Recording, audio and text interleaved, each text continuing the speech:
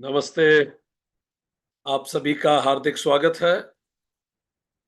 United consciousness, project self, TCF, IMA की तरफ से हम आप सभी का स्वागत करते हैं। हमारा नाम डॉक्टर विक्रांत सिंह तोमर है और हम लोग कठोपनिषद सीरीज का अध्ययन कर रहे हैं। आज 42वां सेशन है। ओम सहना भवतु सहनौ भुनक्तु सह वीर्यं करवावहै तेजस्विनावधीतमस्तु मा विद्विषावहै। ओम शांति शांति शांति।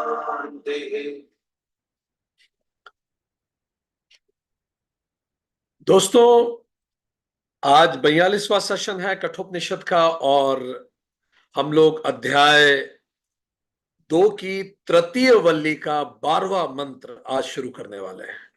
आप सभी को आने वाली दीपावली की हार्दिक शुभकामनाएं। प्रभु हम सबके जीवन में कल्याण करें, हम सब अपने जीवन के लक्ष्यों को प्राप्त करें, हम आत्मनो मोक्षार्थम जगत हिताय के सेवा मार्ग पे आगे बढ़े। हमने पिछली क्लास में जो बात की थी, मंत्र 11 में हमने बात की थी कि इस स्थिर इंद्रिय धारणा को ही योग कहते हैं, क्योंकि उस समय पुरुष प्रमाद रहित हो जाता है।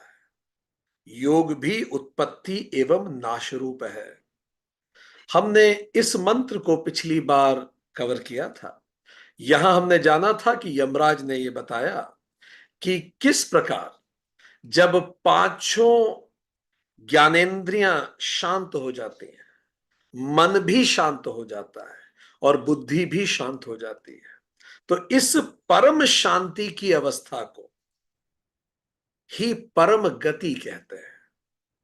यमराज ने आगे ये कहा कि इसी अवस्था को योग कहते हैं। जब सारी इंद्रियां स्थिर हो जाए, मन और बुद्धि प्रमाद रहित हो जाए, तब इसी को योग कहते हैं। ये उत्पत्ति भी होती है, हमारा विकास है, और ये लय रूप है। लय रूप क्योंकि हम परमात्मा के साथ एक लय हो जाते हैं, तो इसी को योग कहते हैं। तो पिछले सेशन में हमने परम गति और योग के बारे में चर्चा की थी। आज यहां से आगे चर्चा शुरू करेंगे। यमराज आगे ये बताते हैं कि फिर शुरुआत कहां से की जाए। मंत्र 12 कि जब यमराज ने बताया कि एक ऐसी स्थिति बन जाए जब इंद्रियां भी शांत हो जाएं, मन भी शांत हो जाए, बुद्धि भी चेष्टा ना करे, इतनी शांत अवस्था परम गति है, वही योग है। अब ऐसी अवस्था को कैसे प्राप्त किया जा सकता है? तो यमराज रिपीट कर रहे हैं अपनी बात को। वह आत्मा, वो जो एब्सोल्यूट अवस्था है, ना तो वाणी से, ना मन से और ना ही नेत्र से प्राप्त किया जा सकता है। वह है ऐसा कहने और मानने वालों के अतिरिक्त वह किसी और को कैसे उपलब्ध हो सकता है? मंत्र 13 में यमराज कहते हैं वह आत्मा अवश्य है, इस प्रकार से ग्रहण किया जाना चाहिए। दोनों प्रकार की उपलब्धियों में से वह अवश्य है, इस प्रकार की उपलब्धि करने वाले के प्रति तत्व ज्ञान स्वयं प्रकट हो जाता है। मंत्र 12 और 13 आज यहां से शुरुआत करेंगे। तो यमराज ये कह रहे हैं कि ये जो अवस्था है, जो बिल्कुल परम शांति की अवस्था है, जिसको परम गति की अवस्था कहते हैं, जिसमें हम अपनी आत्मा में अवस्थित होते हैं, इसको कैसे उपलब्ध किया हो सकता है? तो यमराज 12वें मंत्र में कह रहे हैं वह आत्मा ना तो वाणी से, ना मन से, ना नेत्र से ही प्राप्त किया जा सकता है। वह है ऐसा कहने और मानने वालों के अतिरिक्त वह और किसी से कैसे उपलब्ध हो सकता है? यह बात हम पहले भी केनोपनिषद में पढ़ चुके हैं। इंद्रियां पदार्थ ग्रहण करने के लिए बनी हुई है, इंस्ट्रूमेंट्स हैं। बाह्यकरण है जो मैटर को रजिस्टर करने के लिए है, वो परमात्मा को रजिस्टर करने के लिए बनी ही नहीं है, वो जगत प्रपंच को रजिस्टर करने के लिए बनी है। यमराज कह रहे हैं वो न वाणी से, न वाणी का तात्पर्य इंद्रियों से, न नेत्र से, मतलब इंद्रियों से नहीं उसको रजिस्टर किया जा सकता है। वो जो परम अवस्था है, यमराज आके कह रहे हैं न मन से, क्योंकि मन तो रिपीटेशन है। मन क्या है? जो आज आप आपका मन कहते हैं वो क्या है? ये अगर आप एक मन को देखें तो मन क्या है? लाखों कहानियां, जन्मों की धूल, हजारों अनुभव, भय, हजारों लाखों यादें, सैकड़ों संस्कार, परत दर परत, परत दर परत, जन्म जन्मांतरों के, वही बन के मन बन गया। बेचैनियां समेटकर सारे जहां की, न कुछ बन सका तो मेरा मन बना दिया। मन पुनरावृत्ति है, इट्स ए रिपीटेशन। परत दर एक प्रोग्राम, प्री प्रोग्राम सॉफ्टवेयर है। अंतःकरण जो है वो प्री प्रोग्राम्ड है, वो उतना ही कर सकता है जितना करने के लिए बना है। सो यमराज कह रहे हैं मन से आत्मा नहीं समझी जा सकती, क्योंकि मन तो रिपीटेशन है। आपके जो संस्कार हैं, 3 संस्कार लेके हम पैदा होते हैं। एक तो जन्म संस्कार है जो सालों की परत दर परत की धूल है, सदियों की, जन्म जन्मांतरों की। इसीलिए कुछ लोग आध्यात्मिक रूप से इतने अग्रसर होते हैं, इतने ज्यादा इच्छुक होते हैं कि हर चीज पे आध्यात्मिक प्रगति को प्राथमिकता देते हैं, क्योंकि उन्होंने अपने कई जन्म जन्मांतरों में देख लिया कि बाकी सब चीजों को प्राथमिकता देके देख चुके, हाथ कुछ नहीं आता। पर कई लोगों को ये देखना बाकी है, इसीलिए वो पहले जगत को प्राथमिकता देंगे, फिर इस पे आएंगे। सो मन तो, इसीलिए आज हम जैसे भी हैं, ये प्रोडक्ट है जन्म जन्मांतरों के रिपीटेशन का, जो हमारे सूक्ष्म शरीर में है। इसीलिए किसी को जज मत कीजिए कभी। आपको उसका यही जीवन पूरा नहीं पता, ये जीवन तो छोड़ दीजिए, आपको उसके बारे में कुछ विशेष पता नहीं। वो जन्म जन्मांतरों का प्रोडक्ट है, और आप लगे उसे जज करने में, क्योंकि उसने आज क्या बोला आप उस आधार पर उसे जज कर रहे हैं, या उसने आज क्या किया उस आधार पर उसे जज कर रहे हैं। जब भी किसी व्यक्ति पे क्रोध आए, गुस्सा आए, ईर्ष्या हो, ये विचार कीजिए, आज जो आपको बड़ा संपन्न दिख रहा है, जाने कितने जन्मों विपन्नता उसने देखी हो। आज जो व्यक्ति आपको एरोगेंट दिख रहा है, जाने कितना उस पर एक्सप्लॉइटेशन हुआ हो, कितने जन्मों, और वही वापस निकल रहा है। मन तो पुनरावृत्ति है, रिपीटेशन है। इसीलिए नेवर जज एनीबडी। तो यमराज यही कह रहे हैं कि मन से नहीं समझा जा सकता, न बुद्धि से ही समझा जा सकता। मन में चारों हो गया, अंतःकरण, मन, बुद्धि, चित्त, अहंकार। सामान्य बुद्धि से नहीं समझा जा सकता, यमराज पहले ही कह चुके हैं। अहंकार से नहीं समझा जा सकता, जो अंतःकरण के हिस्से हैं। अहंकार तो और लिमिट कर देता है कि मैं ये व्यक्ति हूं, मैं ये हूं, और लिमिट कर देंगे। आप अनलिमिटेड को अहंकार से कैसे समझेंगे?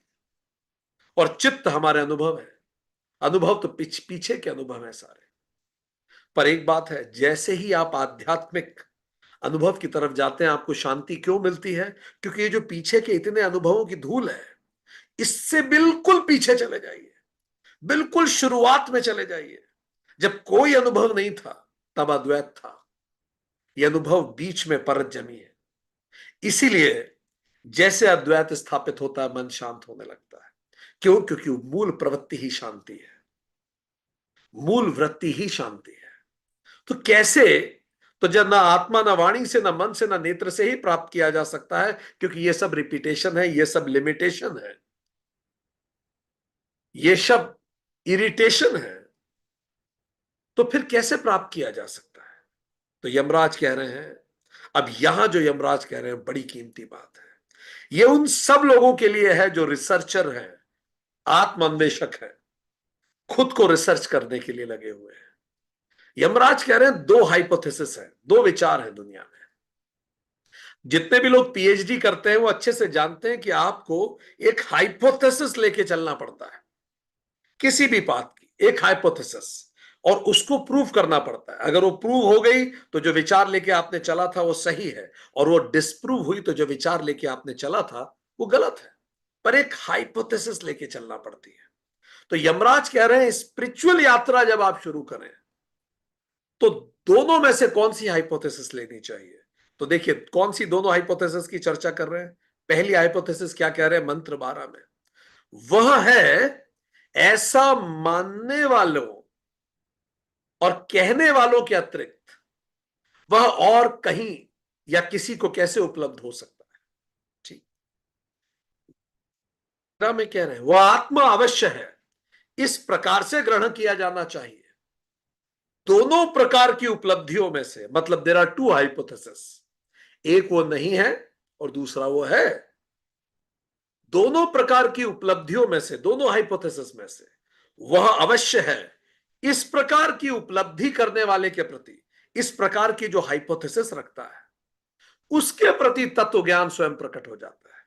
तो आपको स्पिरिचुअल यात्रा, even if you are an atheist, आप अगर हाइपोथेसिस जैसे मैथ्स में करते हैं, let that number be x, तो यमराज कह रहे हैं वो जो एक्स है, ठीक, वो क्या है, वह नहीं है और वह अवश्य है। ये दो हाइपोथेसिस है। आपको किस हाइपोथेसिस से शुरू करना चाहिए। यमराज कह रहे हैं आप शुरू कीजिए वह अवश्य है। क्यों ऐसा। आप सुप्रीम कोर्ट ऑफ इंडिया में जाइए, आप हाई कोर्ट ऑफ इंडिया में जाइए, क्या उनका बेसिक हाइपोथेसिस होता है। जब भी, can anybody write to me in text box, supreme court या हाई कोर्ट में जब आप जाते हैं, आप कटघरे में खड़े हैं, what is the basic hypothesis. जज जब आपको पहली बार देखता है, what is the first hypothesis जज हैज। आप पहले केस के लिए गए, भगवान ना करे आप कभी जाए, पर yes, what is the first hypothesis जज हैज। एंड ये बात, yes Yashi, first hypothesis is you are innocent. इस हाइपो, जब वो भी न्याय करने बैठा है, वो तर्क से ही जाएगा, वो तर्क के आधार पे ही तोलेगा सब चीजों, वो तथ्य से, तर्क से बात करेगा। But what is the primary hypothesis. Bharat में अक्सर high court and supreme court district court पे नाराज होती हैं। क्यों।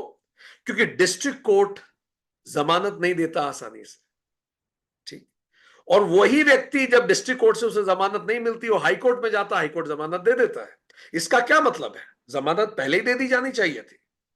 हाई कोर्ट कितनी बार डिस्ट्रिक्ट कोर्ट्स को फटकार लगाते हैं कि जमानत उसका अधिकार है, जमानत रद्द करना एक्सेप्शन है। और डिस्ट्रिक्ट कोर्ट बिल्कुल कई बार उल्टा कार्य करती है। जमानत एक्सेप्शन है और जमानत रद्द करना रूटीन है, ताकि कौन रिस्क ले। So what should be the primary hypothesis in justice. It is innocent until proven guilty. ये हाइपोथेसिस अपने जीवन की हाइपोथेसिस बना लीजिए। कोई व्यक्ति आपके सामने, आपके बच्चे ने गलती करी, उसको बात करने का, रखने का मौका दीजिए, इनोसेंट अंटिल प्रोवन गिल्टी। आपका सबॉर्डिनेट है, आपको दिख रहा है उसने गलती की, उसको बात रखने का मौका जरूर दीजिए, innocent until proven guilty.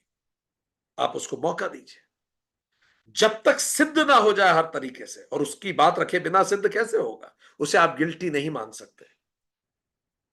So life की हाइपोथेसिस क्या होनी चाहिए। यमराज कह रहे हैं स्टार्ट विथ वह अवश्य है। इतना सब कुछ यूं ही नहीं आ सकता। There is something, there is some source जिसके से सब कुछ मैनिफेस्ट हो रहा है, वह अवश्य है। यहां से शुरू करें, क्योंकि अगर आप यहां से शुरू करेंगे, वह नहीं है, तो क्या होगा, आप कंटिन्यूअसली डिनाय कर रहे हैं एक फैक्ट को या किसी भी बात को, तो आपकी यात्रा लंबी हो ही जाएगी।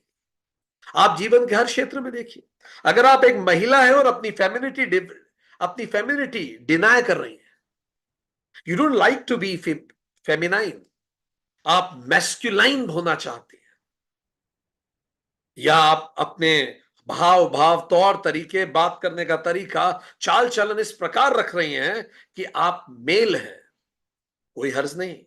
पर जब आप अपनी फेमिनिटी को डिनाय करते हैं, तो वो ऑर्गन्स जो मेल और फीमेल में डिफरेंशिएट करते हैं, उनको प्राण कम मिलते हैं, क्योंकि आप उसे डिनाय कर रहे हैं। और जब जहां भी प्राण कम जाएगा, वहीं व्याधि या डिसीज आ जाएगी। आप यूट्रस की प्रॉब्लम से ग्रसित हो सकती हैं, क्योंकि यूट्रस ऐसा ऑर्गन है जो मेल फीमेल में अंतर क्रिएट करता है। आपको ब्रेस्ट में इश्यूज हो सकते हैं। The point is, all those things, all those organs which differentiate between male and female, the moment you deny your femininity, you are increasing disease in your body. और दूसरी बात, जब हम ये कहते हैं वह नहीं है, तो वह कौन है जो नहीं है? तो उपनिषद के ऋषि कहते हैं, वह तुम ही हो, तत्त्वमसि, और तुम ही कह रहे हो वो नहीं है। That becomes very ironical. मैं खुद ही कह रहा हूं कि मैं नहीं हूं, तो ये बड़ा आयरोनिकल भी है। तो उपनिषद के, अच्छा, कहीं दूर भगवान की बात होती तो एक तर्क लॉजिकल लगता। उपनिषद के ऋषियों से कैसे बात करेंगे? उपनिषद के ऋषि कहीं भगवान दिखा नहीं रहे, वो कह रहे तुम ही भगवान हो। तो अगर आप कहते हो भगवान नहीं है, तो फिर क्या आप नहीं हो? और अगर तुम हो तो फिर वो भी है। हर जर्रा दमकता है अनवारे इलाही से, हर सांस ये कहती है मैं हूं तो खुदा भी है। हम हैं तो कुछ डिवाइन है जो हमसे मैनिफेस्ट होता है। सो कहां से शुरू करें? स्टार्ट विथ वह अवश्य है। Even if you are an atheist, start with a belief and then inquire. रद्द कर दीजिए अगर आपको नहीं जमता। आदि शंकराचार्य कहते हैं, कोई भी तार्किक बात यदि एक मूर्ख भी बोले तो उसको ग्रहण कीजिए, और अतार्किक बात स्वयं बृहस्पति, देवताओं के गुरु भी आके आपको बोल दें, आप उसे रद्द कर दीजिए। वेदांत और सनातन में रूढ़ियों का कोई स्थान नहीं है। यह तर्क है, तर्क से बात कीजिए, वो अवश्य है। Something that you continuously put your faith upon, इस विश्वास से शुरू कीजिए। यमराज कह रहे हैं, जब आप इस विश्वास से शुरू करेंगे, तो कितनी सुंदर बात कह रहे हैं। दोनों प्रकार की हाइपोथेसिस में से वह अवश्य है, इस प्रकार की हाइपोथेसिस करने वालों के प्रति तत्व ज्ञान स्वयं प्रकट होता है। आपकी यात्रा छोटी हो जाएगी। आप लगातार डिनाई कर रहे हैं, मुझे मैथ्स आता ही नहीं, और आप मैथ्स कर रहे हैं, आप कभी नहीं कर पाएंगे समाधान उसका। You need to have that state of mind, वो है, आई कैन डू इट।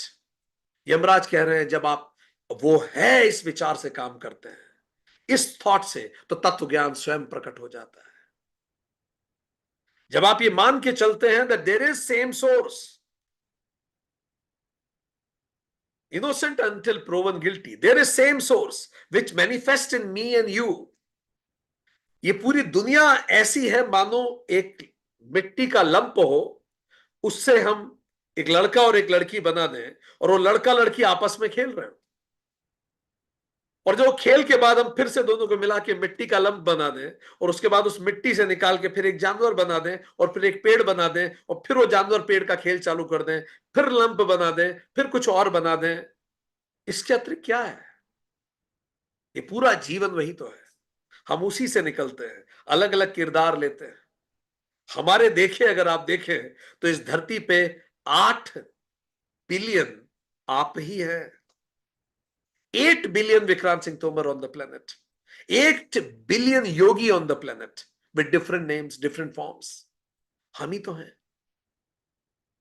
जब हम वेदांत को समझते हैं, तो हम इस बात को समझते हैं कि उसी क्ले से हम बने। और मेडिटेट जब हम करते हैं दैट वन बीइंग पे, तो you hit what you see, आप वहां पहुंच जाते हैं जो आप देखते हैं। इसलिए जीसस कहते हैं बाइबल में, जिसके पास नहीं है ना, उससे ले लिया जाएगा, और जिसके पास है उसे दे दिया जाएगा। तो जीसस विश्वास की बात करते हैं। जिसके पास विश्वास है उसका और बढ़ता है, जिसके पास नहीं है वो समाप्त होने लगता है। इसीलिए तो हनुमान जी राम जी को कहते हैं, हे राम, आप मुझसे ज्यादा शक्तिशाली हैं, पर एक रूप में मैं आपसे भी ज्यादा शक्तिशाली हूं, क्योंकि मेरे पास एक राम है जिस पे मैं पूरा विश्वास रख सकता हूं कि मैं कहीं भी कमजोर पड़ूंगा तो वो संभाल लेंगे। आपके पास ऐसा कोई राम नहीं है। तो जिसके पास कुछ होता है जिस पे वो विश्वास रख सकता है, उससे ज्यादा उससे ज्यादा समृद्ध व्यक्ति धरती पे खोजना मुश्किल है। जब विश्वास होता है तो जीवन दत्तात्रेय भगवान की तरह बीतता है। प्रकृति का जर्रा जर्रा आपको सिखाता है, जर्रा जर्रा। 24 गुरु उनके, जहां जाए गुरु है, क्योंकि आप सीखने को तैयार है। कबीर कहते हैं, जिन खोजा तिन पाइया, जिसने खोजा है उसने पा लिया है। गहरे पानी पैठ, पर थोड़ा गहरा उतरना पड़ेगा। तो यमराज कह रहे, start with a positive believe, then there are more likelihood to achieve it. You are free to deny, free to cancel this thought if your hypothesis is found wrong. But at least start with this hypothesis. क्यों? अब ये बताइए, कहीं आप जाए, अभी कुछ समय पहले जब हम यूरोप में थे तो वहां कई लोग कूद कूद के अंदर से कुछ सीपियां ढूंढ रहे थे, कुछ प्रेशियस मेटल ढूंढ रहे थे। तो हम उनसे पूछ रहे थे कि आपको ये कैसे आप डिसाइड करते हैं कहां कूदना है? तो कहते हैं कि जहां सबसे ज्यादा प्रोबेबिलिटी होती है मिलने की, वहीं कूदते हैं। सिंपल एक हाइपोथेसिस लेके कूदते हैं कि यहां मिलेगा। अब कोई ये हाइपोथेसिस लेके कूद सकता है क्या कि यहां नहीं मिलेगा? तो क्यों कूद रहे हैं भाई आप? ठीक। तो लाइफ की हाइपोथेसिस ये होनी चाहिए, मिलेगा परमात्मा, ना कि ये कि वो नहीं है। कोई भी ऐसे शुरू नहीं करता। Nobody goes for an interview कि मैं रिजेक्ट होऊंगा, मुझे पक्का पता, ऐसे नहीं होता। If you are sincere, you go for an interview for a possibility of selection. You always go with a positive mindset and affirmative state of mind if it is important for you. So, भले ख्वाजी तैराक हो या कोई interviewer हो, we don't start believing that we will fail. We start to succeed. कोई व्यवसाय आप में से कोई है जो व्यवसाय इसीलिए शुरू किया हो कि मैं फेल होना चाहता हूं अच्छी तरीके से, ये जो मेरे पास इतना पैसा रखा है ये बर्बाद हो जाए, मैं इसीलिए बिजनेस कर रहा हूं? नहीं, we all start business to succeed. This is what Yamraj is saying, start with a positive belief. श्रद्धा से शुरू कीजिए। जब आप श्रद्धा से शुरू करते हैं तो सारी सृष्टि आपका साथ देती है। क्यों? क्योंकि आप ही तो सृष्टि हो। You are that universe. हम एक चंदू चैंपियन मूवी देख रहे थे। वो बच्चा चंदू चैंपियन जो ओलंपियन बनना चाहता था, किसी कारणवश जब वो दिव्यांग हो गया, पर उसने उस श्रद्धा को नहीं खोया। तो उस श्रद्धा की उंगली पकड़ के वो दिव्यांग से दिव्य हो गया और उसने भारत के लिए ओलंपिक लाया, ओलंपिक मेडल लाया। इसलिए महात्मा गांधी हमेशा कहा करते थे, as the faith so is the man. जैसा आपका विश्वास है बस वही आप है। यह यत श्रद्धा सह एव स, ग्रंथ कहते हैं। जैसी आपकी श्रद्धा होगी। तो यमराज कह रहे हैं कहां से शुरू करें? देखिए, कठोपनिषद समाप्त हो रहा है, पर यमराज शुरुआत की बात कर रहे हैं कि ये तो समाप्त हो जाएगा, आपको कहां से शुरू करना है? आपको यहां से शुरू करना है। तो यमराज ने कहा कि जैसे ही ये कठोपनिषद समाप्त हो, इस विश्वास से शुरू कीजिए, एक एक शब्द जो पढ़ा है वो सत्य है और मुझे उसे रियलाइज करना है। यहां से शुरू कीजिए। फिर अगले ही मंत्र में यमराज ये बता रहे हैं फिर खत्म कहां करना है। शुरुआत तो यहां से कीजिए, अब यमराज आगे बताएंगे खत्म कहां करना है। मंत्र 14। शुरुआत इस उपलब्धि से कीजिए कि वो अवश्य है। Start with this hypothesis. And कहां जाना है फिर? रीच टू अ प्लेस जब हृदय में रहने वाली समस्त कामनाएं छूट जाती है, तब वो मृत्य जीव अमर हो जाता है और यहां इसी शरीर में ब्रह्म भाव को प्राप्त हो जाता है।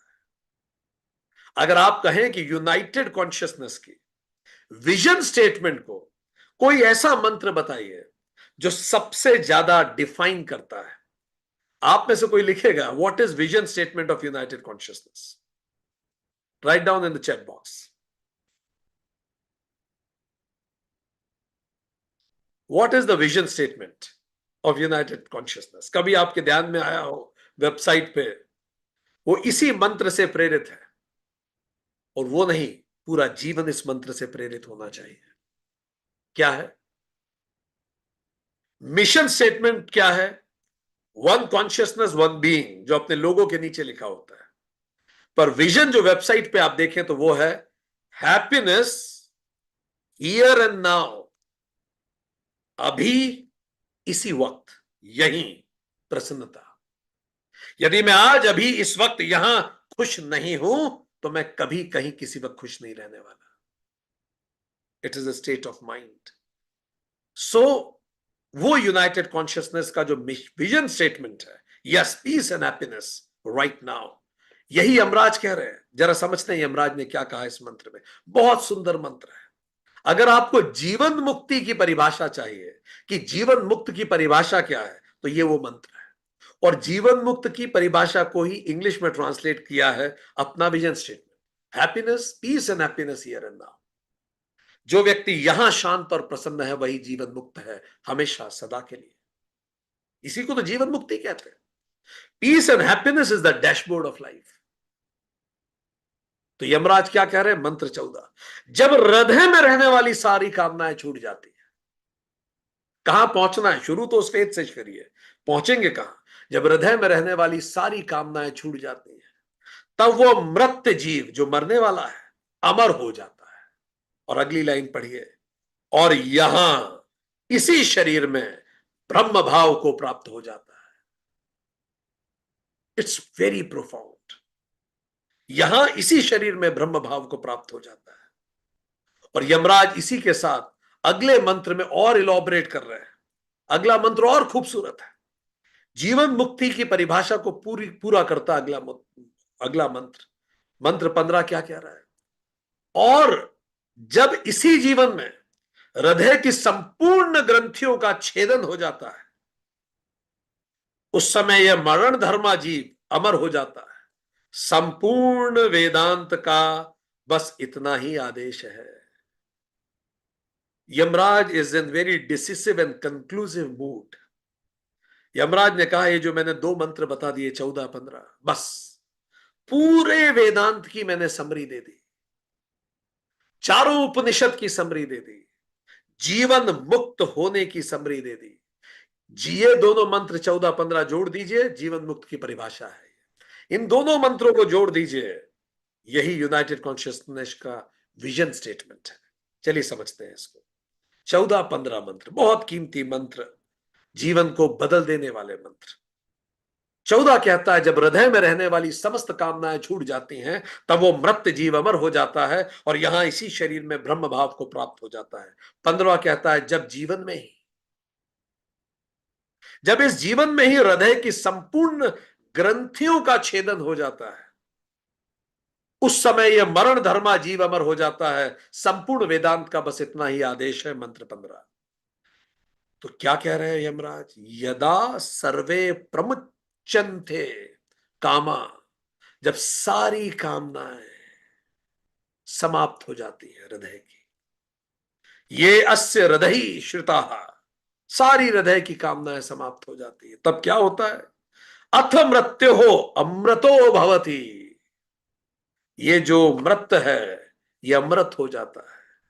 अत्र ब्रह्म समन्विष्यते, यही हैप्पीनेस हियर एंड नाउ। अत्र ब्रह्म समश्नुते, इसी जगह ब्रह्म प्राप्त हो जाता है। तो पहली शर्त क्या है जीवन मुक्त होने की? Shrinking the sphere of desires.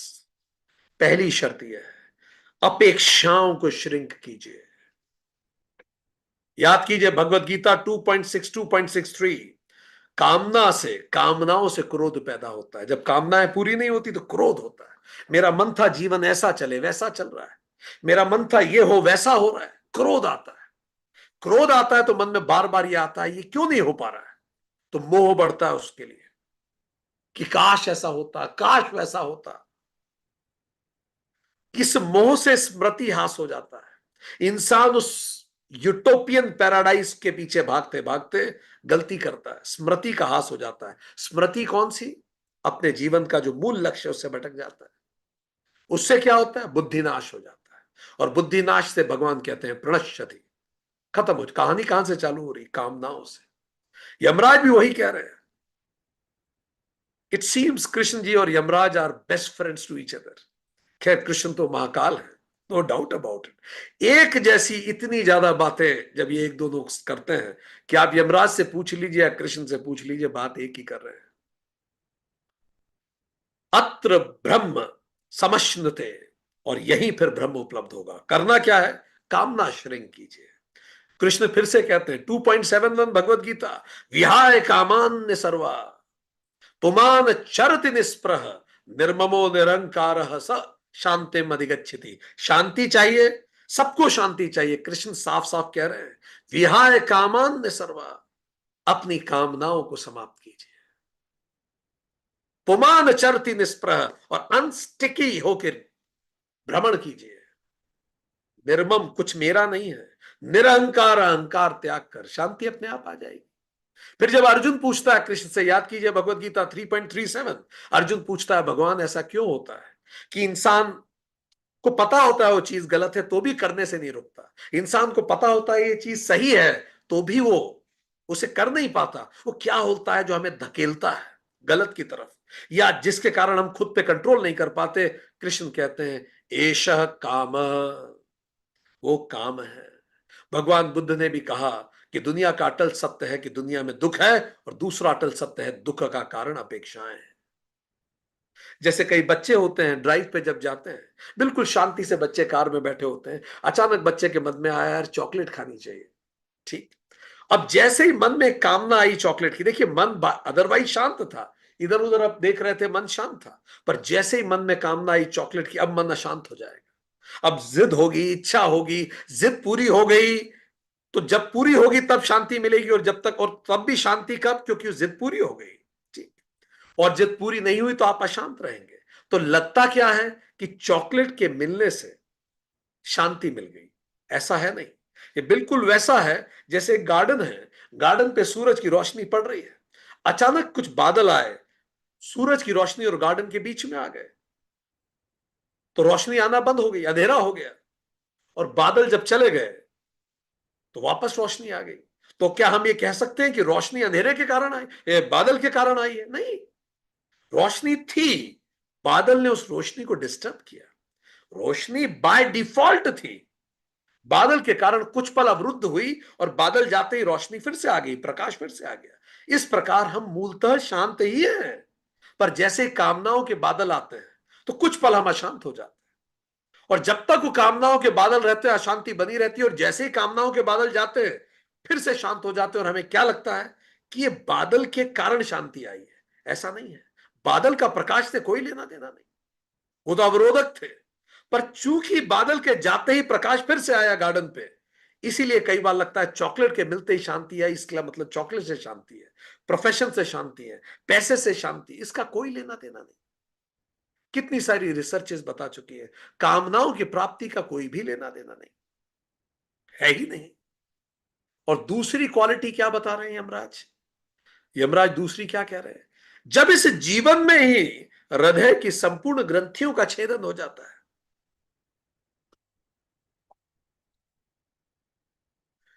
उस समय यह मरण धर्मा जीव अमर हो जाता है। बस वेदांत का यही आदेश है, हृदय की संपूर्ण ग्रंथियों का छेदन हो जाता है।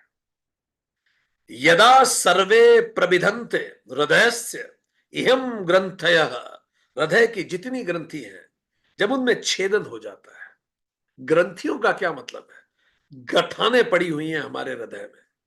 कुछ गठाने मां के लिए है, कुछ गठाने बेटे के लिए है, कुछ गठाने दोस्त के लिए है, कुछ गठाने समाज के लिए है, कुछ गठाने इसके लिए है, कुछ गठाने पिता के लिए, कुछ गठाने पत्नी के लिए है, कुछ पति के लिए है, कुछ व्यवस्थाओं के लिए है, कुछ समाज के लिए, कुछ दुनिया के लिए, कुछ भगवान के लिए।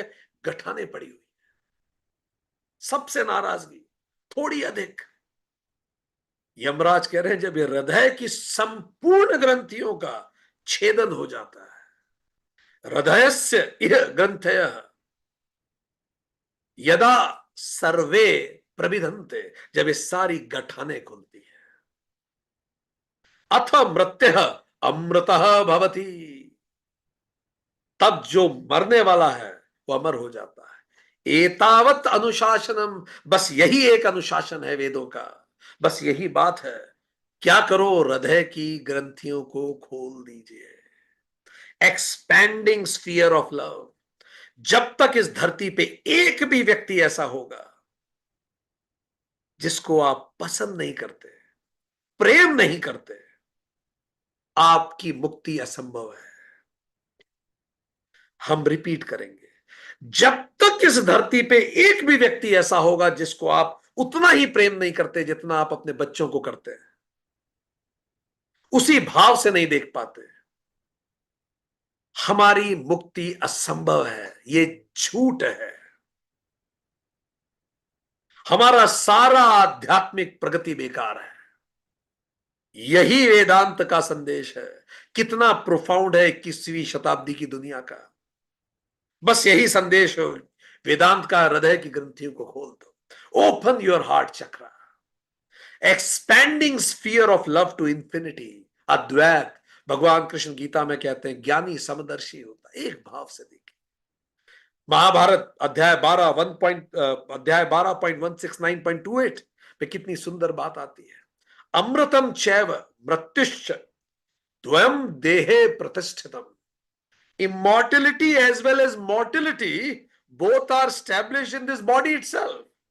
हमारे अंदर ही मृत भी है और अमृत भी है, दोनों शरीर में ही स्थित हैं। Immortality as well as mortality are both established in the body of everyone. फिर दूसरी लाइन में महाभारत कहती है मृत्युरा पद्धते मोहात। By the pursuit of मोहा, delusion, कामनाएं, one reaches to death. मृत्युरा पद्धते मोहात Satyen पद्धते Amrit. By the pursuit of truth, one attains immortality. तो immortality उसे मिलेगी। यमराज भी कह रहे हो अमर हो जाएगा। महाभारत कह रही है सब में अमर होने का और मृत होने की संभावना है, हर व्यक्ति में है। आप कामनाओं के पीछे भागते रहिए। कर्म छोड़ने की बात यहां नहीं चल रही है, पकड़ छोड़ने की बात चल रही है। जो भी जीवन के कर्म है उन्हें कीजिए, जो भी लक्ष्य है उसकी तरफ आगे बढ़िए। मिले तो अच्छा, नहीं तो प्रभु इच्छा। खत्म। मिले तो अच्छा, नहीं तो प्रभु इच्छा। कोई मन के बादल उन पर निर्भर न करे। वो होगा तो मैं खुश होऊंगा, मिले तो अच्छा, नहीं तो प्रभु इच्छा। आज अभी इसी वक्त मैं प्रसन्न हूं, और जिसने राहों में अवरोध भी लाए उसके प्रति भी मन में प्रेम है, कुछ सिखाना चाहता था। हृदय की ग्रंथियां खोलूं, दूसरों में क्या कमी निकालूं, खुद में इतनी कमी भरी पड़ी है। दूसरों की क्या बुराइयां करके गॉसिप करूं, खुद में इतनी बुराइयां भरी पड़ी है। गीता 2.70 कृष्ण कहते हैं जैसे कई नदियों का जल सभी ओर से परिपूर्ण अचल प्रतिष्ठा वाले समुद्र में समा जाता है। इतनी सारी नदियां उफानती हुई आती हैं। मेघना, गंगा जिसको मेघना कहते हैं बांग्लादेश में, उफनती हुई सागर में जाती है, पर सागर शांत रहता है। इतना सा इंच उसका सी लेवल नहीं बढ़ता। उफनती हुई आ गई नदियां, इतनी सारी नदियां सभी ओर से, जैसे नदियों का जल सभी ओर से परिपूर्ण कहां आता है? अचल, विचलित जो ना हो, प्रतिष्ठा वाले, अचल प्रतिष्ठम कृष्ण कहते हैं, समुद्र में समा जाता है। इतने सारे उफनते हुए तो क्या होते हैं, योगी कैसे होते हैं। आप उसके पास उफनते हुए जाओ, पर ऐसा नहीं हो आपके साथ आप भी उफनने लगेंगे।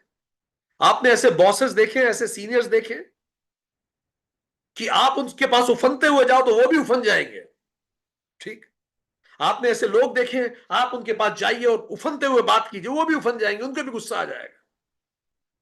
कृष्ण कह रहे हैं जैसे सारी तरफ से उफनती हुई नदियां सागर में जाती हैं, सागर 1 इंच नहीं बढ़ता, अचल प्रतिष्ठितम रहता है।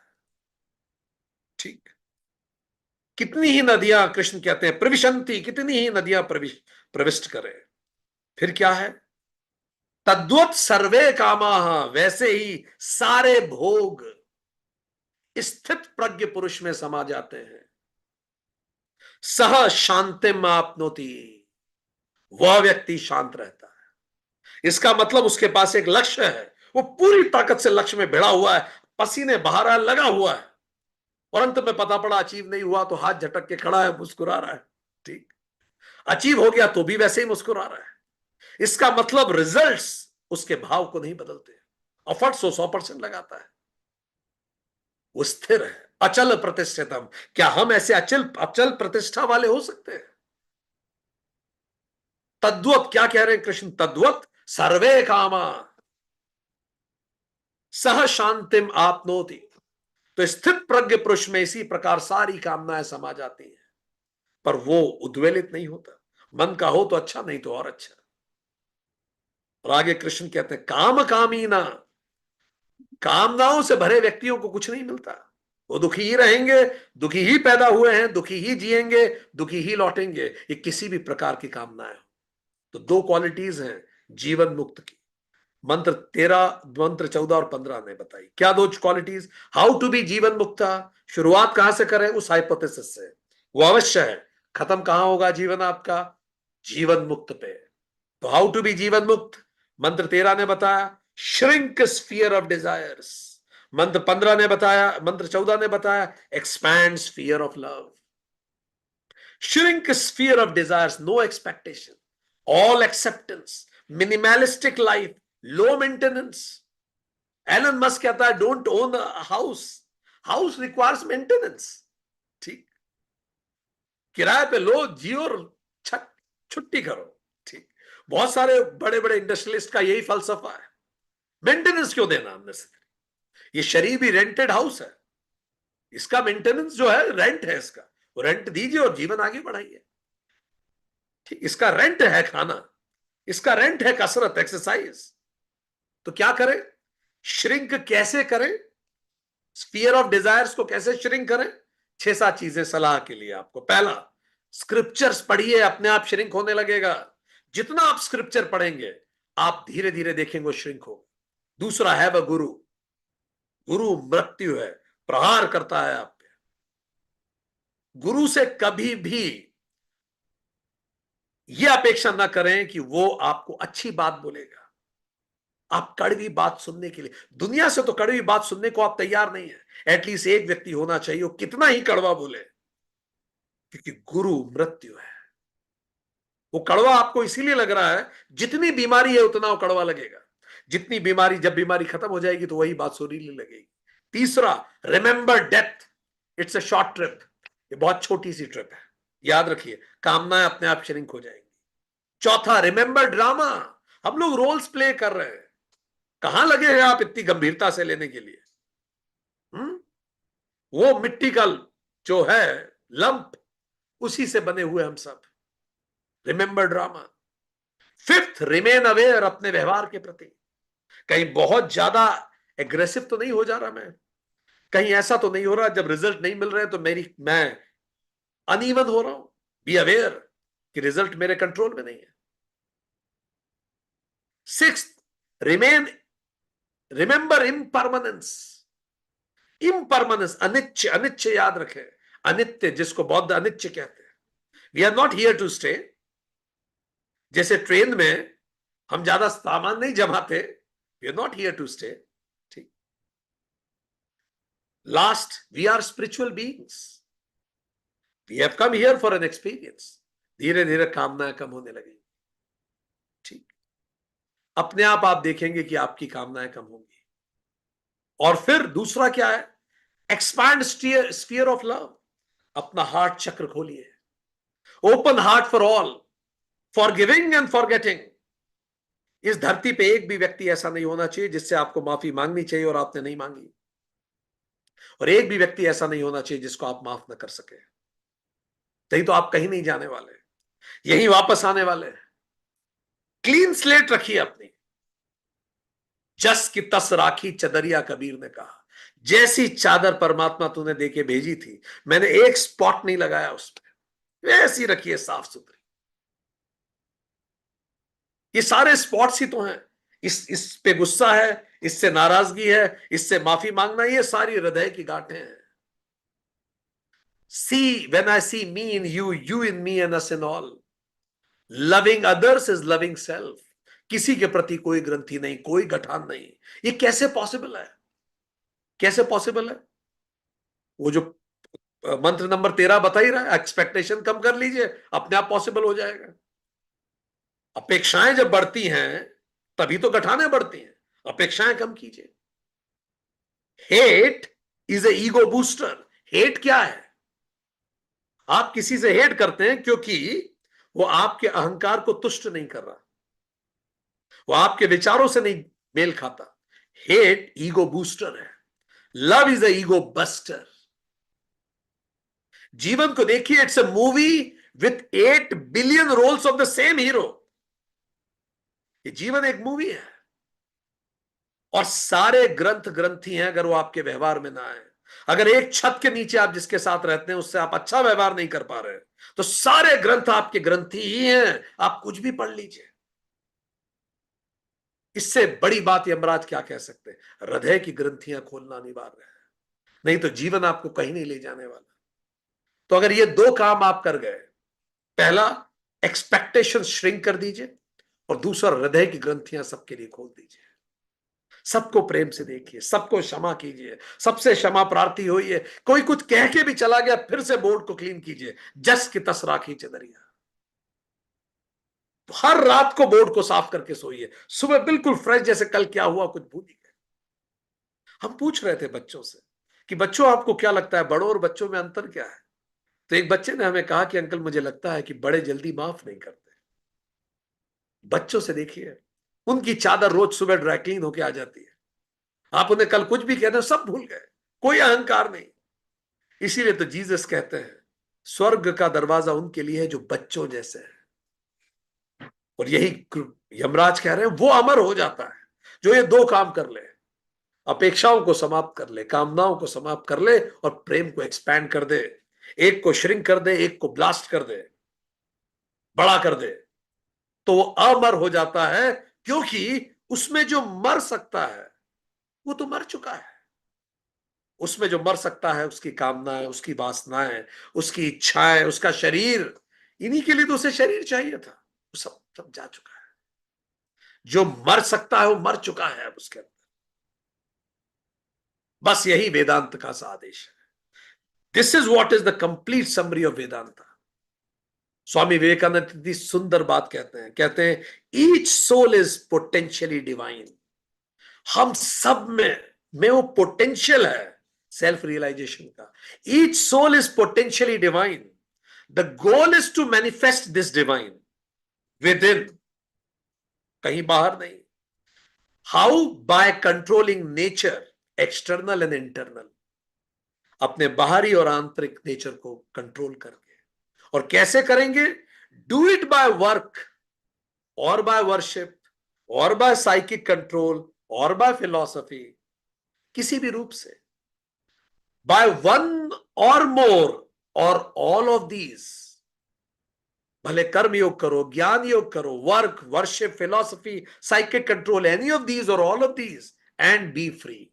यही जीवन का लक्ष्य है। स्वामी जी कहते हैं दिस इज होल रिलीजन। बस यही सारा रिलीजन है। This is whole religion. Doctrines or dogmas or rituals or books or temples or forms are but secondary details. Swami Vivekananda कहते हैं ये सब सेकेंडरी डिटेल्स है। प्राइमरी आदेश क्या है वेदांत का? अपेक्षा है शून्य, प्रेम अनंत। यही प्राइमरी आदेश है। बाकी सब डिटेल्स है, स्वामी जी कहते हैं बाकी सब डिटेल्स है। अब ये कैसे होता है? What is the science behind it? तो यमराज अपने प्रेमवश हमें उसका विज्ञान भी बताते हैं।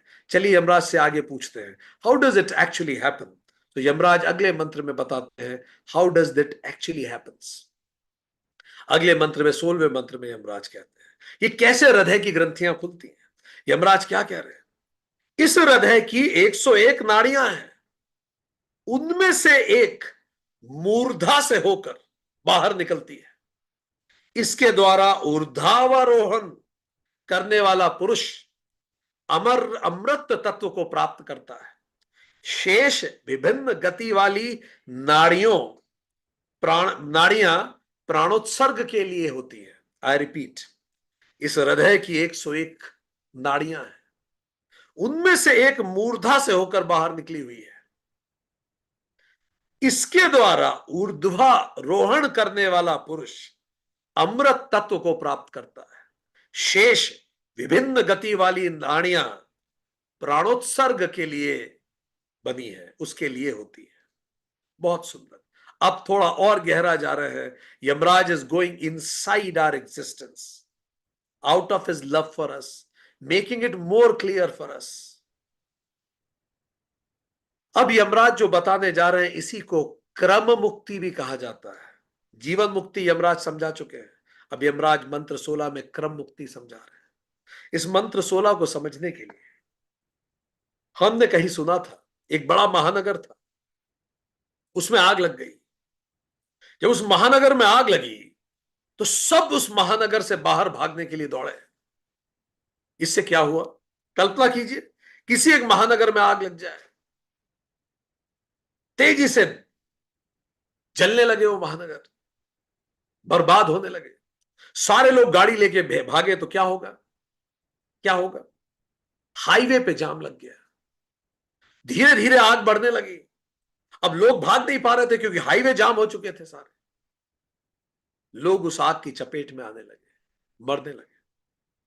पर इस नगर के नीचे भागने का एक खुफिया सड़कों का जाल था, अंडरग्राउंड था वो हर किसी को पता नहीं था। 101 सड़कें थी टोटल, जो केवल चुनिंदा और महत्वपूर्ण लोगों को पता था उस रास्ते के बारे में।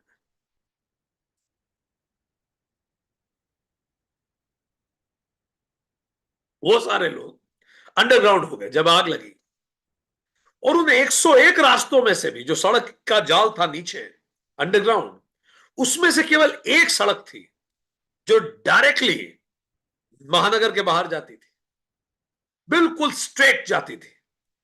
पर वो सड़क कौन सी थी, इसमें विद्वानों में चर्चा थी। यह किसी को नहीं पता था, समय कम था, आग लगी हुई थी, निकलना जरूरी था। और ये जो अंदर जो जाल था, ये चुनिंदा लोग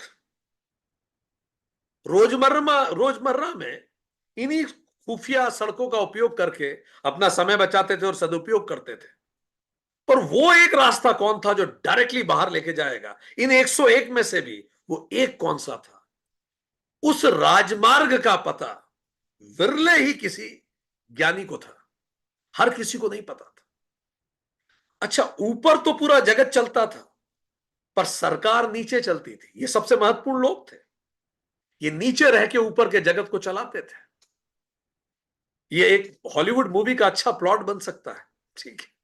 तो नीचे रह के ऊपर वाले जगत को पूरा चलाते थे। ऊपर वालों को कुछ नहीं पता रहता था, ऊपर वालों को लगता था कि वो चला रहे हैं, पर सरकार तो नीचे बैठी थी और ये नीचे सरकारी कर्मचारी काम किया करते थे। ऊपर केवल जगत प्रपंच था जो सरकार के निर्देशों का पालन करता था।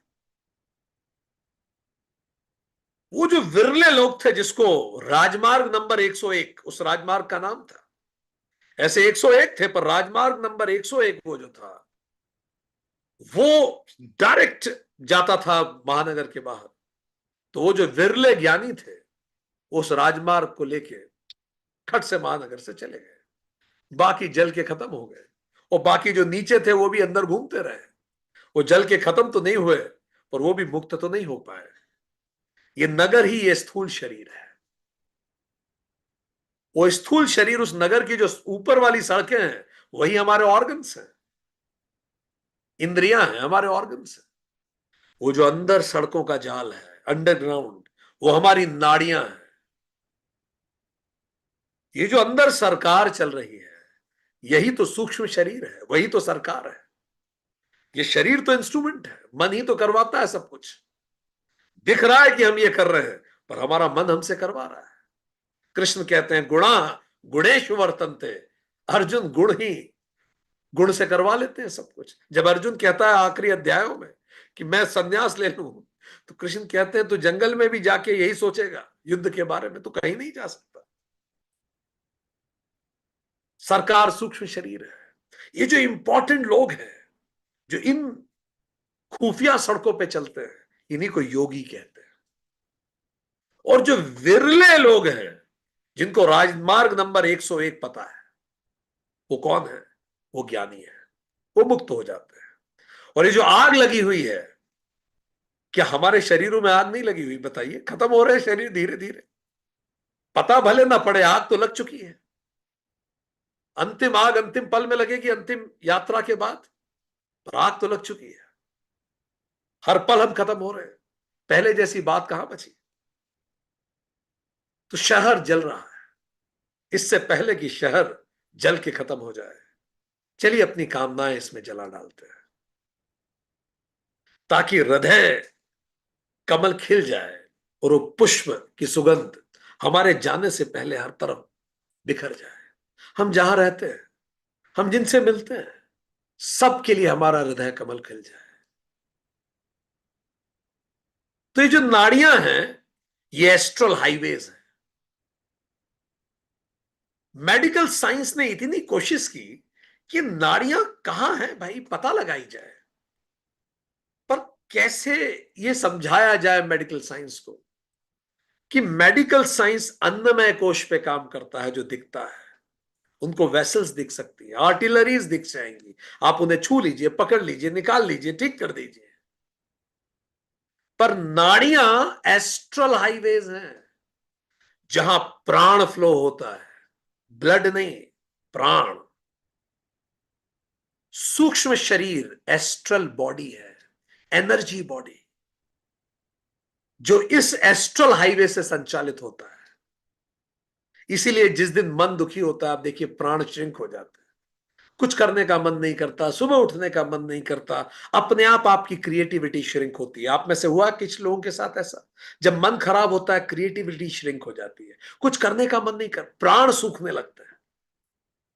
ये सूक्ष्म शरीर ऐसे ही तो ऑपरेट करता है। हाथ नहीं उठा, जो लोग जिम जाते हैं वो बताते हैं कि सर जिस दिन मन नहीं करता ना, उस दिन डंबल भी नहीं उठता है। ताकत उतनी है, मसल्स में उतना ही है, पर कुछ है जो उस मसल को भी ताकत दे रहा है। ब्लड ही नहीं है, वो है प्राण। और प्राण सूक्ष्म शरीर से संचालित है। जब मन प्रसन्न है तो आप कसरत करते हैं, अब मन प्रसन्न नहीं है तो डंबल भी नहीं उठ रहा है उससे। तो मेडिकल साइंस अन्नमय तक रुक गया, मेडिटेटिव साइंस प्राणमय की बात करता है।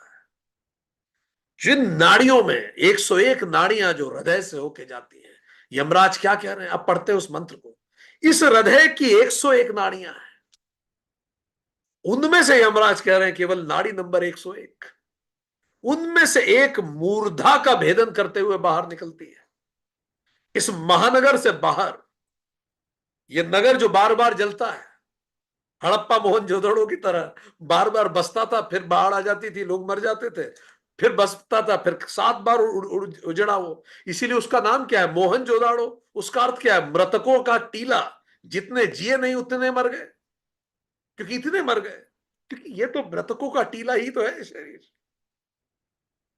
तो यमराज कह रहे हैं उनमें से केवल एक राजमार्ग बाहर की तरफ निकलता है। वो प्राणमय जो जानता है वो जानता है इसको। मेडिकल साइंस प्राणमय को नहीं मानता था जब तक क्रिलियन फोटोग्राफी विकसित नहीं हुई। इन विद्वान ने जीव विद्युत या बायो इलेक्ट्रिसिटी का चित्र बनाया। इन्होंने एक ऐसे कैमरे का आविष्कार किया जिससे आपकी एनर्जी बॉडी देखी जा सकती है। हर व्यक्ति के आसपास एक बायो इलेक्ट्रिक ऑर्बिट है, एक बायो इलेक्ट्रिक उसका पूरा सर्किट है, उसकी फील्ड है बायो इलेक्ट्रिक। हम सबके आसपास, हम सब भी एक छोटी बैटरी है, हमारे आसपास वो फील्ड है। वो फील्ड देखी जा सकती है, पर आंखों से क्यों नहीं दिखती? अरे आंखों से तो आपको वो भी नहीं दिखता जो वॉयलेट और रेड के दाएं बाएं हो जाए। विबग्योर के दाएं बाएं भी आपको आंखों से नहीं दिखता, इसका मतलब ये थोड़ी कि बाकी कोई रंग ही नहीं है। आपकी आंखों से नहीं दिखता, क्योंकि आपकी आंख केवल विबग्योर देख सकती है। पर वो जो ऑरा है, आभा मंडल है, हम सबका होता है। हम सबकी एक बायो इलेक्ट्रिकल फील्ड है, जिसको आभा मंडल कहते हैं, जिसको ऑरा कहते हैं। आप जो भी सोचते हैं, जो करते हैं, उससे उस वो ऑरा प्रभावित होता है। आप सभी को वीडियो देखने चाहिए, क्रिलियन फोटोग्राफी ढूंढ के। हमने पहले भी इसका जिक्र किया है। इसने क्या किया कि एक पत्ते का फोटो खींचा, जब फोटो उसने धोया तो पत्ते पे एक ब्लैक स्पॉट आया, पर जब उसने जाके देखा तो पत्ते पे कोई स्पॉट नहीं था, पर जब वो उसने पत्ते को प्रिंट आउट निकाला तो उसमें ब्लैक स्पॉट था। 15-20 दिन बीत गए, वो लगातार ये सोचता रहा। कई और दिन बीते, कुछ दिनों बाद उसने देखा कि जिस पत्ते का फोटो खींचा था उस पे उसी आकार का ब्लैक स्पॉट आ गया और पत्ता वहां से सड़ गया। के देखा तो बाय इंच एग्जैक्टली वो सेम था। वो दंग रह गया। उसने जो फोटो खींचा था वो एनर्जी बॉडी का था। कोई भी बीमारी शरीर पे आने से कई महीनों पहले एनर्जी बॉडी पे आ चुकी होती है। उसने और एक्सपेरिमेंट किया, उसने पत्ते को काट दिया और फोटो खींचा, तो फोटो में पत्ता पूरा आया। वो चकित हो गया। पत्ता कटा हुआ था पर एनर्जी बॉडी में वो पूरा था। हमारा प्राणमय शरीर अन्नमय से ऊपर है। किसी का अगर हाथ कट जाए इसका मतलब नहीं उसका प्राणमय खत्म हो जाएगा। प्राणमय शरीर का तो एक प्रिंट आउट है बॉडी। बॉडी का एक पूरा प्रिंट बना हुआ है, एस्ट्रल प्रिंट। वो फिजिकल बॉडी के कटने से वो कटता नहीं। इसी बात को phantoms in the brain book में डॉक्टर वीएस रामचंद्रन ने प्रूव किया। उनके पास एक व्यक्ति आया। वो व्यक्ति ने बोला कि डॉक्टर साहब, मुझे बड़ी अजीब सी स्थिति होती है कि जब मैं शेविंग करता हूं, तो जब मैं मेरे राइट गाल पे शेव करता हूं तो मेरे लेफ्ट पाम में खुजली होती है। तो डॉक्टर ने बोला अच्छा ठीक है। डॉक्टर ने उसका कारण बताया कि कारण यह है कि जो ब्रेन है वहां, जैसे दिल्ली में अगर आप गए हो तो लाइन से सारी एम्बेसीज है, ये एम्बेसी वो एम्बेसी। तो डॉक्टर ने बताया कि जो ब्रेन है उसमें गाल की एम्बेसी और हाथ की एम्बेसी पास पास है। ठीक है। तो हो सकता है कि आप यहां शेव कर रहे हैं, थोड़ा सा आपको हाथ की एम्बेसी में भी, हाथ में, हाथ के पाम में खुजली सी महसूस होती हो। तो उसने बोला नहीं डॉक्टर साहब, प्रॉब्लम वो नहीं है। प्रॉब्लम यह है कि मेरा तो लेफ्ट हैंड ही नहीं है। तब ये मैटर कॉम्प्लिकेटेड हो गया। उसका लेफ्ट हैंड नहीं था, पर उसको लेफ्ट हैंड में खुजली होती थी। उसका लेफ्ट हैंड इंप्यूट कर दिया गया था किसी कारण से। अब जो हाथ है ही नहीं उसमें खुजली कैसे हो सकती है? ये बड़े मनोवैज्ञानिक और बड़े ये न्यूरोसर्जन हैं डॉक्टर साहब, ये चकित हो गए। इन्होंने इसके ब्रेन मैपिंग की और पता ये लगा कि जब उसका हाथ इंप्यूट हो गया था तो हाथ की जो एम्बेसी थी वो खाली हो गई, क्योंकि हाथ से कोई सिग्नल आते नहीं थे। बट जब वो शेव करता था तो हुआ ये कि जो गाल की एम्बेसी थी उसका फ्लूइड हाथ की एम्बेसी में भर गया। जैसे पड़ोसी का मकान खाली होता है तो कुछ लोग अपनी सब्जियां उगा लेते हैं ना उसमें। चलिए प्लॉट खाली है तो हमने सोचा हम ही सब्जियां उगा लें, उपयोग कर लें। ठीक है। तो जब हाथ कटा तो हाथ की एम्बेसी का वो जगह ब्रेन में खाली हुआ, तो उस जगह गाल की जो एम्बेसी है उसका फ्लूइड भर गया। तो हुआ ये कि जैसे ही उसने शेव किया तो गाल की एम्बेसी में सेंसेशन हुआ, पर हाथ की एम्बेसी में भी सेंसेशन हुआ। यहां तक तो ठीक था, पर हुआ यह कि सेंसेशन गाल से, ब्रेन से गया हाथ की तरफ। ब्रेन को क्या लगा कि सेंसेशन आ रहा है हाथ से, क्योंकि एम्बेसी तो हाथ की थी। ब्रेन को लग रहा है कि सेंसेशन हाथ से आ रहा है। सो अब समस्या यह थी कि जब हाथ था ही नहीं तो खुजली कैसे मिटाई जाए। तब वो डॉक्टर कहते हैं कि हमने ये देखा कि वो हाथ नहीं था, पर स्टिल ब्रेन उस हाथ से कम्युनिकेट कर रहा था। फाइन। ये कैसे हो रहा था? क्योंकि एस्ट्रली उसका हाथ अभी भी है। Astrally his hand is still there. So that's what he said, phantom in the brain. हमारे ब्रेन में पैदा होते ही पूरे शरीर का एक प्रिंट आ जाता है, एस्ट्रल प्रिंट आउट होता है। और वो एस्ट्रल प्रिंट आउट हमारे शरीर के कटने से भी कटता नहीं है। सो फिजिकल बॉडी और एनर्जी बॉडी, यहां यमराज एनर्जी बॉडी की बात कर रहे हैं। फिजिकल बॉडी के कटने से एनर्जी बॉडी नहीं कटती, जिसको सूक्ष्म शरीर कहते हैं, प्राणमय कोश भी कहते हैं जिसको। फाइन। और कोई भी बीमारी शरीर पे आने से लगभग 6-7 महीने पहले एस्ट्रल बॉडी पे आ जाती है। इसीलिए अगर क्रिलियन फोटोग्राफी और विकसित हुई तो फोटो खींच के बताया जा सकेगा कि 6 महीने बाद कैंसर की स्टेज 1 इस व्यक्ति में आ जाएगी। इसीलिए कई ज्ञानी मृत्यु के बहुत समय पहले आपको देख के बता देते हैं कि 6 महीने बाद आपकी मृत्यु हो जाएगी, क्योंकि प्राण क्षीण होने लगते हैं, उस जगह समझ में आने लगता है। तो जब स्थूल शरीर मर जाता है तो उसको देहांत कहते हैं, और जब सूक्ष्म शरीर मर जाता है इसी को मोक्ष कहते हैं। मोक्ष का मतलब अंतःकरण समाप्त हो गया, वासनाएं समाप्त हो गई। तो फिर हम मरते कैसे हैं? जैसे जिए हैं वैसे ही मरेंगे। अगर हम ऐसे जिए हैं कि हम जगत में रहें पर जगत हम में ना रहा, तो यह राजमार्ग नंबर 101 है। पर अगर हम ऐसे जिए हैं कि हम जगत में रहे और जगत हम में रहा, तो और अगर हम ये क्लासेस भी अटेंड कर रहे हैं तो ये 100 नाड़ियों वाला है। हम अंडरग्राउंड तो कर लेंगे पर स्टिल अन्य योनियों में जन्म और मृत्यु का चक्र चलता रहेगा। पर अगर हम जगत में रहे और जगत हम में नहीं रहा, तो ये राजमार्ग नंबर 101 है, नाड़ी नंबर 101 मोक्ष का द्वार है। और उस समय कपाल के मध्य, इस जगह बिल्कुल ऊपर जहां ब्रह्मरंध्र होता है, उससे जीवात्मा शरीर को त्यागती है। इसी को मोक्ष द्वार कहते हैं, कपाल के मध्य के बिल्कुल ऊपर ऊपर। इसीलिए भारतीय ट्रेडिशन में पुत्र पिता की मृत्यु के बाद पिता का कपाल फोड़ता है। क्यों फोड़ता है कि पिता का कपाल? ये एक सिंबल है कि जीवात्मा कपाल फोड़ के ब्रह्म के साथ एकाकार हो जाए। पर फिजिकल कपाल फोड़ने से यात्रा वो वाली नहीं होगी, वो एक सिंबल है। वो यात्रा होगी हमारे जीवन की साधना से। और जिसका भी सहस्त्रार चक्र जागृत हो जाता है उसका ब्रह्मरंध्र खुल जाता है। तो जीवन एक यात्रा है, मूलाधार से सहस्त्रार की। और राजमार्ग कौन सा है? मार्ग नंबर 101। ठीक। पर यह यात्रा का सबसे बड़ा क्रॉस रोड मूलाधार से सहस्त्रार तक की यात्रा बस जीवन है। मार्ग कौन सा लेना है? राजमार्ग नंबर 101। इसके बीच में कितने हैं? 100 राजमार्ग हैं, पर ये एक जगह मिलते हैं। यमराज क्या कह रहे हैं, कहां मिलते हैं हम ये सारे? पढ़िए मंत्र को, फिर से मंत्र को पढ़ते हैं। इस हृदय की 101 नाड़ियां हैं। तो इन सबका क्रॉस रोड्स क्या है? चौराहा कौन सा है? हृदय। उसमें से एक मूर्धा का भेदन करते हुए बाहर निकलती है, वहीं से एक निकलती है ऊपर की ओर। उसके द्वारा ऊर्ध्व गमन करने वाला पुरुष अमृतत्व को प्राप्त हो जाता है। ध्यान दीजिए, यहां पुरुष जेंडर का प्रतीक नहीं है। ठीक। अमृतत्व को प्राप्त हो जाता है।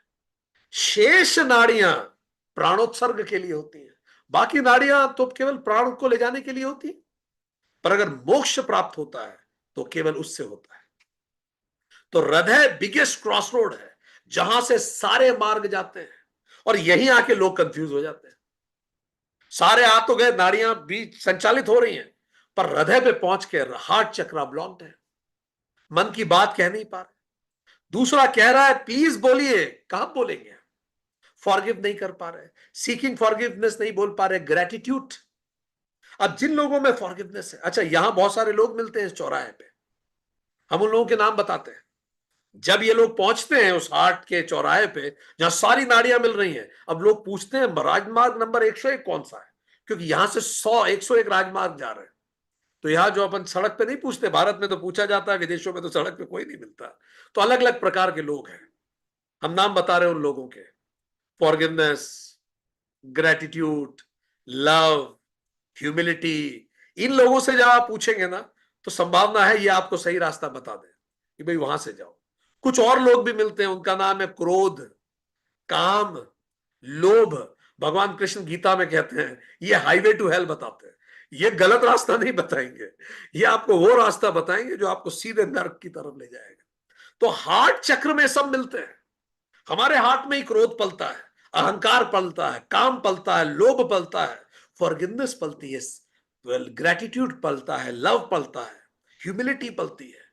आपके हार्ट में क्या भरा हुआ है यह डिसाइड करेगा कि आप राजमार्ग पे पहुंचने वाले हैं कि नहीं। तो यमराज कह रहे हैं कि जब यहां आप सही चीजें रखेंगे, अब जोड़िए इसको पिछले मंत्र से। यमराज ने कहा है जीवन मुक्ति के लिए मस्ट है कि हृदय की ग्रंथियां खोल दीजिए, उससे हृदय कमल खिलने लगता है। एक अनाहत आंतरिक संगीत जीवन में गूंजता है, सबसे प्रेम होता है आप, ऐसा संगीत जो पूरे समय गूंजता रहता है। ऐसा लगता है कोई अंदर म्यूजिक चल रहा है। आप हर हाल में प्रसन्न रहते हैं। You carry your own weather, Bharat बाहर क्या वातावरण है आपको फर्क नहीं पड़ता। आपके अंदर का वातावरण में आप झूमते रहते हैं, अपने अंदर के संगीत में, अपने अंदर के ईश्वर के साथ, जिसके साथ मीरा झूमी थी, जिसके साथ राधा झूमी थी, जिसके साथ चैतन्य महाप्रभु झूमे, जिसके साथ कबीर, नानक, रैदास सब झूमे। और जब ये हृदय कमल खिलता है, हृदय की ग्रंथियां खुल जाती है, यमराज कहते हैं हृदय से जाता है महाराज मार्ग नंबर 101। फिर जैसे ही ऊपर उठते हैं तो विशुद्ध चक्र आता है। विशुद्ध चक्र आपके शुद्ध होने की घोषणा करता है, क्योंकि शुद्ध वही हो सकता है जो सबको प्रेम करता हो। किसी के लिए उसके मन में कटुता नहीं है, क्योंकि वो किसी को जज नहीं करता। तो विशुद्ध होने की आप घोषणा करते हैं, आपका विशुद्ध चक्र खुल जाएगा। आपकी वाणी में सम्मोहन होगा, क्योंकि आपकी वाणी प्रेम से प्रकट हो रही है, अहंकार से नहीं। आप प्रेम से बोल रहे हैं। आपकी आवाज में लोगों को अपनी माता, अपने पिता की आवाज सुनाई दे रही है। आपकी आवाज में लोगों को परमात्मा की आवाज सुनाई देगी। आपकी वाणी आकाशवाणी जैसी गूंजेगी। विशुद्ध चक्र आपका जागृत होगा, ये ऊर्जा और ऊपर उठेगी। राजमार्ग नंबर 101, आज्ञा चक्र आपका जागृत हो जाएगा। तीसरा नेत्र आपका खुलेगा। अब आप संपूर्ण सृष्टि को उसके मूल स्वरूप में देखेंगे। तीसरे नेत्र से, दो नेत्र द्वैत दिखाते हैं, एक नेत्र अद्वैत दिखाता है। आप अद्वैत देखने लगेंगे, सबको अपना मानेंगे। आप प्रकृति को भी अपना मानेंगे, आप प्रकृति लय हो जाएंगे। और जब अद्वैत की पूर्ण स्थापना हो जाएगी, तब सहस्त्रार चक्र खिल जाएगा। और सहस्त्रार चक्र खिलते ही ब्रह्मरंध्र खुल जाएगा। दरवाजा खुल गया है। आपका ही इंतजार था सदियों से, आप आ गए। आपका ही घर था, आपके लिए ही यह द्वार था। आपने ही पहुंचने में देर लगा दी। ये तो शुरू से आपके पास था, आप सर पे लेके घूम रहे थे। हर पल था। जब रोए तब भी था, जब टूटे तब भी था, जब डिप्रेस थे तब भी था, जब मंदिर में थे तब भी था, जब काम में थे तब भी था, जब पुरुषार्थ कर रहे थे तब भी था। ये द्वार तो हमेशा इंतजार ही कर रहा था। तो ये राजमार्ग नंबर 101 का नाम क्या है? तो ऋषि मुनियों ने, जिन्होंने अनुभव किया, उन्होंने कहा सुषुम्ना नाड़ी। जाता कहां से है? ऋषि मुनियों ने कहा रीढ़ की हड्डी के बिल्कुल बीचों बीच। ये एक छुपा हुआ मार्ग है। जब योगी अपनी पूरी जीवन ऊर्जा को मूलाधार से उठाता है और इस सुषुम्ना नाड़ी के मार्ग से सहस्त्रार तक ले जाता है, तो ब्रह्मरंध्र स्वतः खुल जाता है। पर बीच में बहुत सारे चौराहे हैं। और जैसे ये ब्रह्मरंध्र खुलता है, तो जीवात्मा ब्रह्मलोक को प्राप्त करती है और फिर कभी जन्म मृत्यु के चक्र में नहीं फंसती। इसी को क्रम मुक्ति कहते हैं। यमराज कह रहे हैं हृदय से वो नाड़ी जाती है। रास्ता बताया उन्होंने, यही पाथ ऑफ लाइट है। इसी को शुक्ल मार्ग कहते हैं, द नॉर्दर्न पाथ। इसीलिए हर बार जरूरी है कि हम धक्का मारें उसे, मूलाधार से उसे धक्का मारें। जब मूलाधार से धक्का मारते हैं, तो ऋषियों ने कहा लम मंत्र का जाप करें और ऊपर उठेगी। फिर जब वो स्वादिष्ठान तक पहुंचे, तब वम मंत्र का जाप करें और धक्का लगेगा और ऊपर उठेगी। वो मणिपुर नाभि तक पहुंचे, रम मंत्र का जाप करें और धक्का लगेगा। इसको उठाते जाएं, फिर वो यहां पहुंचेगी जो सबसे बड़ा चौराहा है। यम मंत्र का जाप कर रहे हैं, हृदय कमल खोले, सबको प्रेम करें।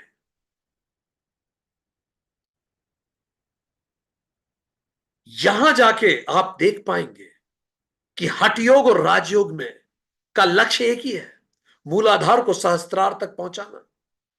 हठ योग उसको मंत्र से ले जाता है, प्राणायाम से उठाता है उसको। राजयोग कहता है मन को निर्मल कर दीजिए, स्वतः ऊर्जा ऊपर की तो और बढ़ जाएगी। जैसे बादल क्यों आते हैं? बादल आते हैं क्योंकि जहां भी लो प्रेशर होता है, बादल वहां जाते हैं।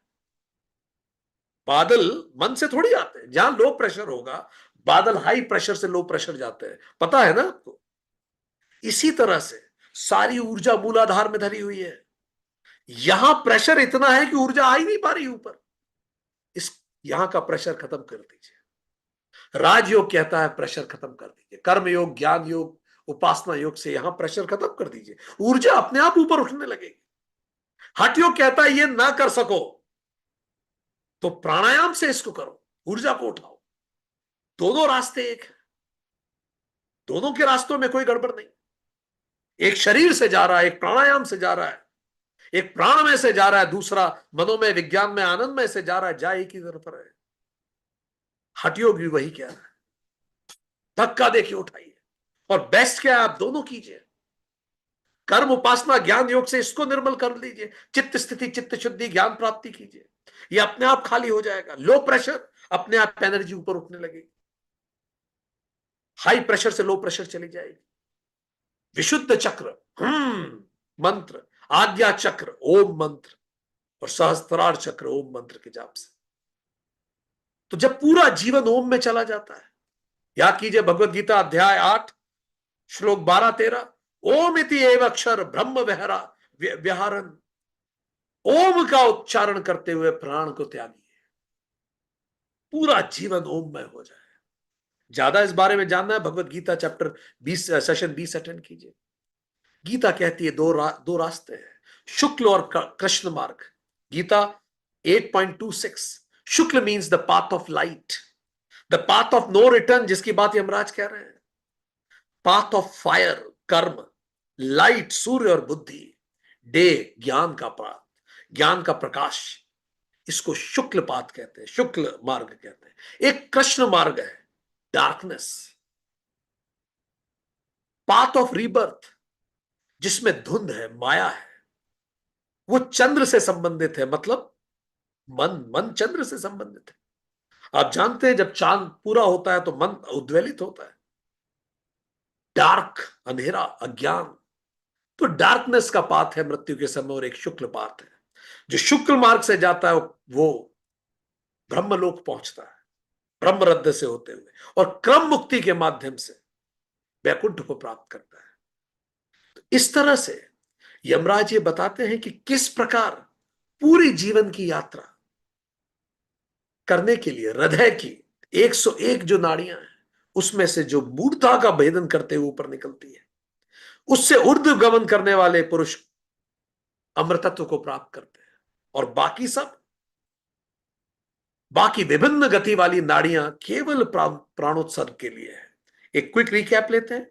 हमने जाना कि यमराज ने कहा है कि हाइपोथेसिस क्या होनी चाहिए। स्टार्ट विद हाइपोथेसिस, वो अवश्य है, क्योंकि जो इस हाइपोथेसिस से शुरू करता है वह जरूर उसके सामने तत्व ज्ञान स्वयं प्रकट हो जाता है। मंत्र 12 और 13, यमराज ने बोला कि और जब ये प्रकट होता है तब इंसान जीवन मुक्त होता है। जीवन मुक्त होने के लिए यमराज ने बताया दो कार्य महत्वपूर्ण हैं। पहला, shrink the sphere of love, कामनाएं छूट जाती हैं। और दूसरा, expand the sphere of shrink the sphere of desires and expectations, और दूसरा, expand the sphere of love. ये दोनों जब व्यक्ति कर लेता है तो जीवन मुक्त हो जाता है। और जीवन मुक्त होते ही यमराज क्या कहते हैं, बहुत सुंदर यमराज कहते हैं कि ब्रह्म भाव को प्राप्त हो जाता है। यही मिलता है, अत्र ब्रह्म अमशन समनुष्यते। और दूसरा, समस्त वेदांत का यही मैसेज है। This is the message of all Vedanta, happiness here and now. और वो व्यक्ति अमर हो जाता है क्योंकि उसके अंदर जो मरने वाला हो चुका है वो सब मर चुका है। स्वामी जी कहते हैं बाकी सब सेकेंडरी चीजें हैं। अगर आपको दो सबक सीखने हैं वेदांत से, एक्सपेक्टेशन समाप्त कीजिए और प्रेम को एक्सपैंड कीजिए, क्योंकि यही वो हृदय है जहां से उन 101 नाड़ियों का चौराहा है, जहां से 101वीं वो नाड़ी निकलती है जो मूर्धा का भेदन करते हुए ऊर्ध्व गमन ऊपर जाती हुई और फिर पुरुष अमृतत्व को प्राप्त होती है। ये जो महानगर है जिसमें आग लगी हुई है, चलिए अपने प्राण को संचालित करें, चलिए एक दूसरे को क्षमा करें, चलिए एक दूसरे को प्रेम करें, ताकि हमारा हृदय कमल खिले। और हृदय कमल खिले ताकि हम झूमें, मीरा की तरह, राधा की तरह, चैतन्य की तरह, कबीर की तरह, और इस पूरी दुनिया में घोषणा करें अपने विशुद्ध होने की। विशुद्ध मन से सबको प्रेम करें, ताकि हम अपनी इन्हीं दोनों आंखों के परे जाके त्रिनेत्र से अद्वैत को देख सकें, और जैसे ही हम अद्वैत में स्थापित होंगे, अपने आप ब्रह्मरंध्र खुलेगा, क्योंकि ये द्वार हमारे लिए ही है और सदियों से हमारा ही इंतजार कर रहा है। आज के लिए इतना ही।